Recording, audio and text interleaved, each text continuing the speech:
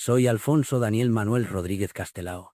Nací en Rianxo el 30 de enero de 1886, hijo de Mariano Rodríguez Dios y Joaquina Castelao Genme. Ese mismo año, mi padre emigrado a la Argentina, dejándome al cuidado de mi madre y de mis abuelos maternos. En 1895, acompañando a mi madre, emigraba a la Argentina para reunirnos con mi padre, que se había establecido con un almacén de comercio, una pulpería, en La Pampa. Aquella primera estadía en Argentina marcó mi vida y dura hasta 1900. La experiencia de la emigración, tan presente en mi infancia, se reflejó más tarde en mi obra, como en los relatos O Segredo y O Inglés, incluidos en mi libro Retrincos 1934. De regreso a Galicia. Entre 1900 y 1903 curso el bachillerato y el preparatorio de medicina en Santiago de Compostela. Más tarde, entre 1903 y 1909, estudié la carrera de medicina. Fue por aquella época cuando comencé mi actividad artística, especialmente vinculada a la caricatura.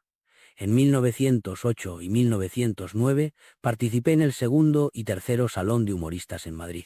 Diseñé las cubiertas de los primeros números de Vida Gallega, una publicación que comenzó a editarse en 1909, y también ilustré algunas cubiertas de libros, como El caso de la princesa del amor hermoso de Sofía Casanova. En 1909 presenté un óleo en la Exposición Regional Gallega, que fue premiado con una medalla de oro. En 1910 me instalé en Madrid con el propósito de realizar el doctorado, aunque finalmente no lo completé. En la capital del estado continué ilustrando libros y colaborando en diversas publicaciones. En 1911, al regresar a Rianxo, comencé a editar el periódico El Barbero Municipal, que servía como órgano del bando conservador maurista encabezado en Rianxo por mi padre. Entre los inspiradores de este periódico estaban Eduardo Dieste y Ramón Rey Baltar. En 1912 contraje matrimonio con Virginia Pereira, oriunda de Aestrada. Ese mismo año me vinculé al movimiento agrarista Acción Gallega, liderado por Basilio Álvarez. Además, realicé mi primera exposición individual en Ourense, a la que siguió otra muestra en el Salón Iturrioz de Madrid. En 1913 pronuncié mi primera conferencia sobre la caricatura en el balneario de Mondariz. Mi vínculo con el mundo de la emigración se mantuvo a través de mi colaboración con la prensa de Buenos Aires. En 1912 comencé a colaborar con la Semana Universal, y más adelante, en 1916, con Suevia. Ya en 1917, una vez instalado en Pontevedra, me adherí a las Irmandades da Fala y comencé a colaborar con Anosa Terra. Participé activamente en las sucesivas asambleas nacionalistas. En 1918 aprobé en Madrid unas oposiciones al cuerpo técnico del Instituto Geográfico y Estadístico. Ese mismo año comencé a colaborar con el periódico El Sol de Madrid. Más adelante, en 1920, inauguré en A Coruña la primera exposición del álbum No Sé. En 1921, gracias a una pensión otorgada por la Junta de Ampliación de Estudios, realicé un viaje por Francia, Bélgica y Alemania. En 1922 publiqué en la colección Céltiga mi novela corta Un olor de vidro, Memorias de un esqueleto.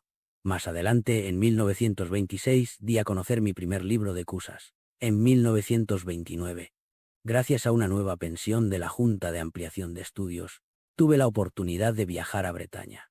Con la proclamación de la Segunda República en 1931, fui elegido diputado dentro de las candidaturas de la Federación Republicana Gallega. En 1934 publiqué mi novela Os Dus de siempre, y ese mismo año ingresé en la Real Academia Galega. Sin embargo, el gobierno de derechas me desterró a Badajoz, una experiencia difícil de olvidar. En 1936 fui nuevamente elegido diputado, esta vez bajo las candidaturas del Frente Popular. La sublevación militar me sorprendió en Madrid, donde había acudido para entregar el Estatuto Gallego a las Cortes. En 1937, en Valencia, publiqué los álbumes de guerra Galicia Mártir y Atila en Galicia. Un año después, en 1938, emprendí un viaje de propaganda a la URSS, y más tarde continué hacia Estados Unidos y Cuba. Durante mi estancia en la isla caribeña, participé activamente en las elecciones del Centro Gallego de La Habana, y mi labor fue crucial para que la candidatura republicana de la Hermandad Gallega triunfara sobre los valedores de los sublevados franquistas. Finalmente, en Nueva York, publiqué mi álbum Milicianos. La derrota republicana me condenó al exilio, y acabé asentándome en Nueva York. En 1950, conseguí viajar a Buenos Aires, ciudad donde había desarrollado parte de mi actividad cultural y política. En 1941, estrené en la capital argentina mi pieza teatral, Os bellos no deben de enamorarse, que sigue siendo una de mis obras más recordadas. En noviembre de 1944 se constituyó en Montevideo el Consello da Galiza, y tuve el honor de ser nombrado su primer presidente, asumiendo el compromiso de representar y defender los intereses de nuestra tierra en el exilio. Un año después, en 1945, participé en la reunión de las Cortes de la República celebrada en México. En 1946 fui nombrado ministro en el gobierno, encabezado por José Giral. Sin embargo, al año siguiente tuve que salir del gobierno debido a los enfrentamientos entre las facciones republicanas. Durante mi tiempo en Buenos Aires, publiqué varias obras. Entre ellas, 50 hombres por 2 pesos 1940, Sempre en Galiza 1944 y As cruces de pedra na Galiza 1949. Además, continué con mi labor como ilustrador de libros, una actividad que siempre me apasionó. Fallecí en Buenos Aires el 7 de enero de 1950, lejos de mi querida Galicia, pero con la esperanza de que mi trabajo pudiera contribuir a mantener viva la memoria y la cultura de mi pueblo. Me conmueve profundamente saber que en 2025 se cumplirán 75 años desde mi muerte. Es un honor indescriptible que mi amada Galicia haya decidido declarar ese año como el Año Castelao. Me llena de orgullo saber que mi legado sigue vivo en el corazón de los gallegos. Durante mi vida, luché incansablemente por nuestra cultura, nuestra lengua y nuestro derecho al autogobierno.